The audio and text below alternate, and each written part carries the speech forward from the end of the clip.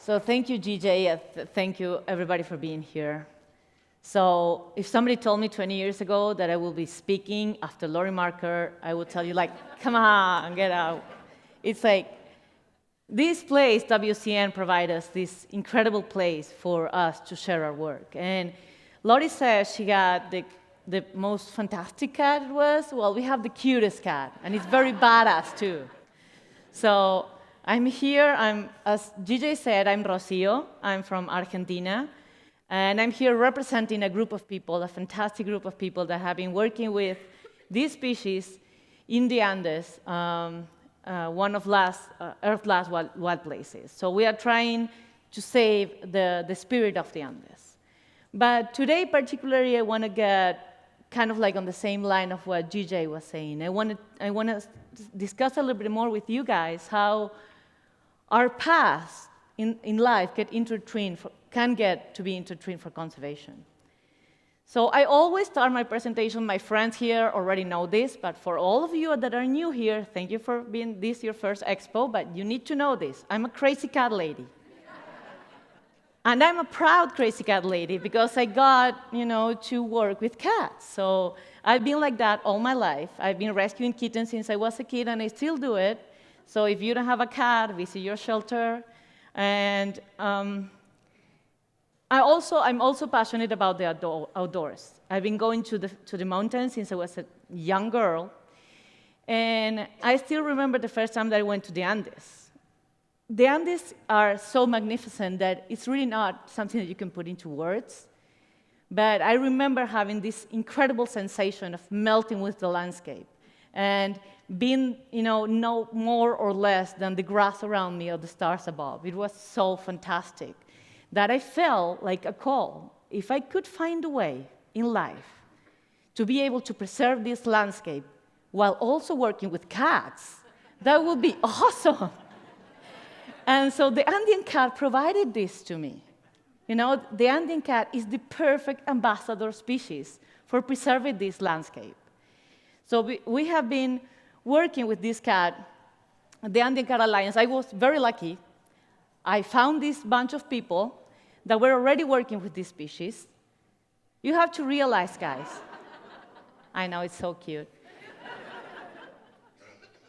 20 years ago, there was nothing known about here, he's purring right there. Do you see that? So 20 years ago, there was nothing known about this species. There were only 2 pictures and a bunch of skins at museums. This is only 20 years ago.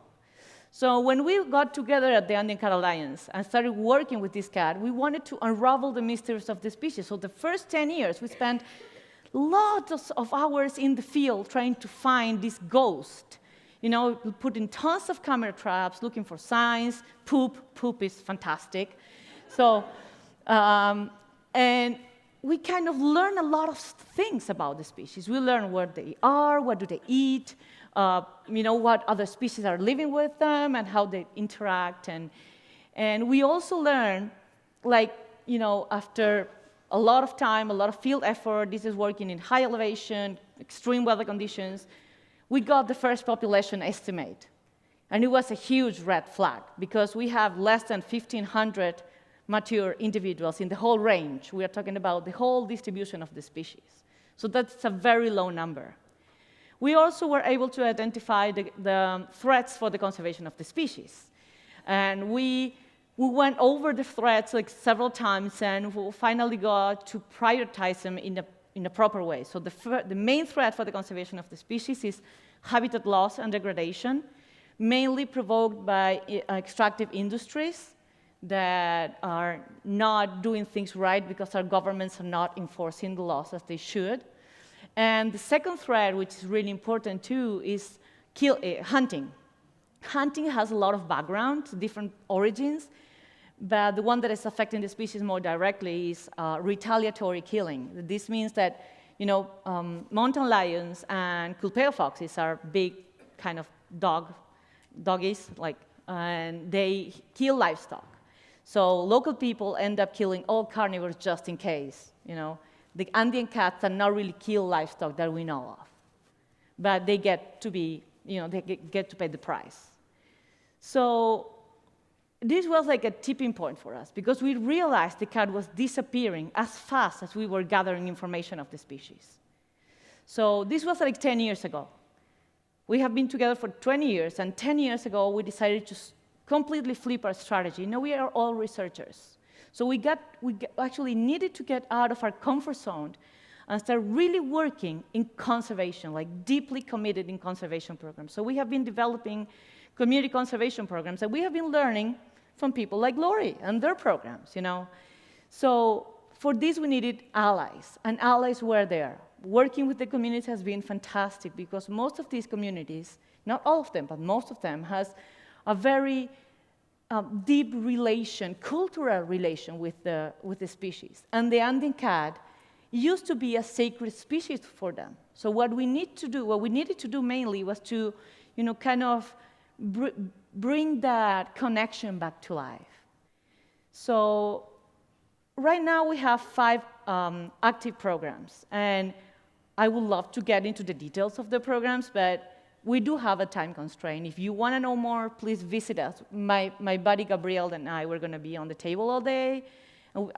I love questions, so I know GJ only get us to have 2 questions, well, yeah, So that's Gabriel. He's from Peru. And we don't have time for a lot of questions, but I love questions, really. My friends here can tell that I love questions. So I'm not going to get into the details of all of our programs, but I want to tell you what I think is the perfect example of our approach. These guys from this community, these are from Pucasaya. It's in southern Peru. And, you know, Gabriel, he's from the new generation of AGA members. He has been with us only for 2 years, but he has been working with Andean cats longer than that. When he got his undergrad, he started an NGO that is called Pro Carnívoros in Peru, and based on his effort and his team effort, they actually got to put the Andean cat again into the conservation arena in Peru. It was a forgotten species in their country. So they have achieved a lot, and he has been working with us for 2 years. And so right now, he's the coordinator of one of our programs and the focal point in Peru. He's our contact person in Peru. And in March of this year, it was February, March, at the beginning of this year, he told me, you know, I found this community in southern Peru. They're having problems with mountain lions, and they're asking us for help, and they have Andean cats in their land. So, okay, great. You know, go talk to them. Go see, you know, show them our tools, show them our approach, and see if they can work with it. What we did, what we have been doing these past 10 years, is that we have been testing in the field different approaches for, you know, kind of like reducing those threats from different perspectives. So we are testing different approaches. For instance, if somebody's having problems with puma, we tried guard dogs, we tried deterrent lights, we tried corral improvements, and other tools. We selected the ones that are most successful, and we build like protocols, compare pros and cons of them. And so when we sit down with a community and they tell us we are having problems with puma, we can tell them, you know what, this is what we can help you with. This is what we know that have worked in other places. See which one of these tools actually works for you. So they are being absolutely included in the decision-making process from the very beginning. And this has given us such a huge success that we are now struggling to, keep up dealing with the success because there's not enough of us and not enough funds to do everything. So this particular community, they approached us for having problems with mountain lions. So the first thing we did, we offered them, some of the tools we were implementing were for diminishing this conflict. They're not using dogs yet, but they're already using lights, and they're improving their corrals, and they're improving the management of their livestock. But they are also an artisan community.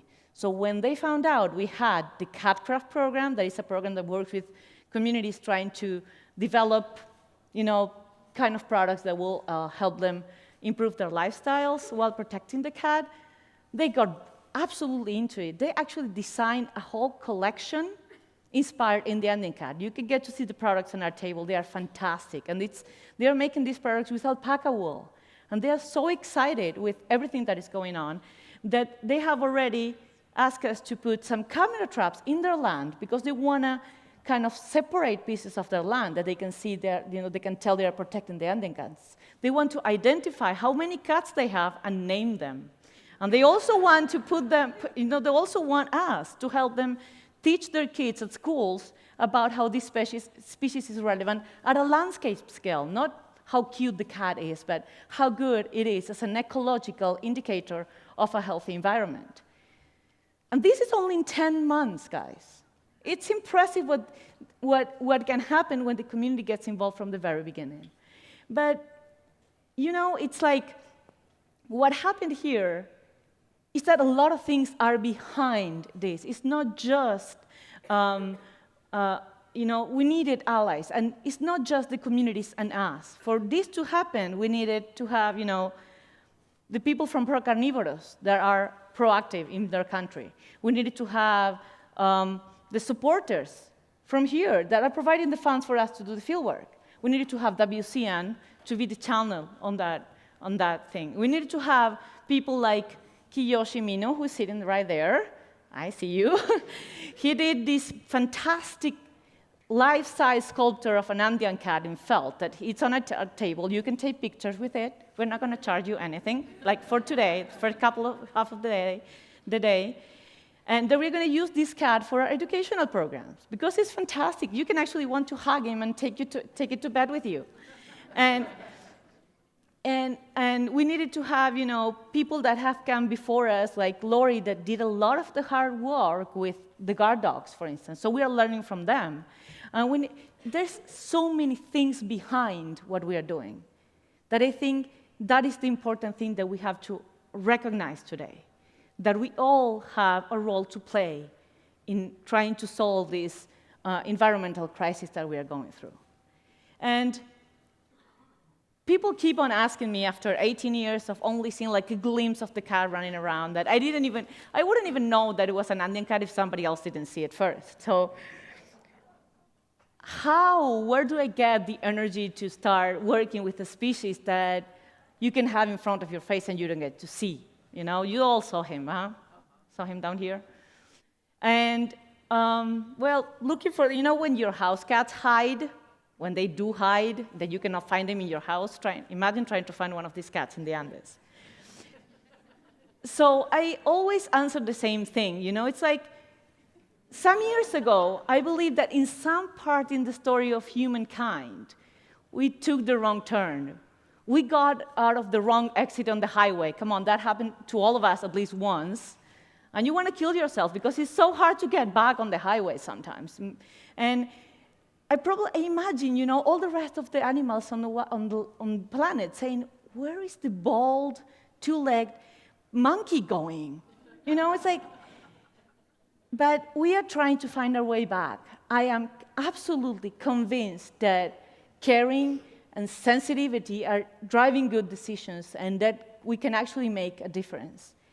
And, it feels, thank you, guys.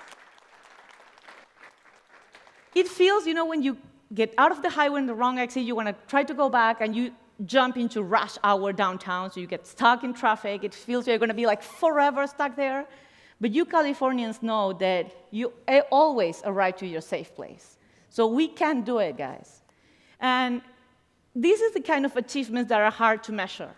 20 years ago, there were only 2 pictures taken and a couple of, skins at museums. And right now, this year, we have the Andean cat in a coin in Peru and in a bill, in the highest currency bill in Bolivia.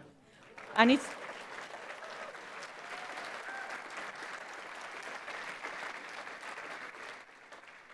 Chile is also doing really well, and in Argentina, we are trying to catch up with these guys. But it's getting better and better and better. So when I feel down, and I feel that, there are days that are bad, when we get a new record of an Andean cat killed or something, I remember this. I remember when everything is feeling down and sad and bad, I remember that there are still cats that are living in there doing cat things in the most beautiful place in the planet. And with this, I want to leave you with a question. You have to listen to this.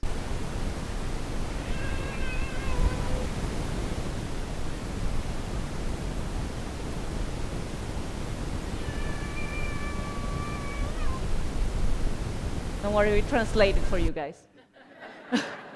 So the question is, what is your path? What are you can do to conservation? Thank you, guys.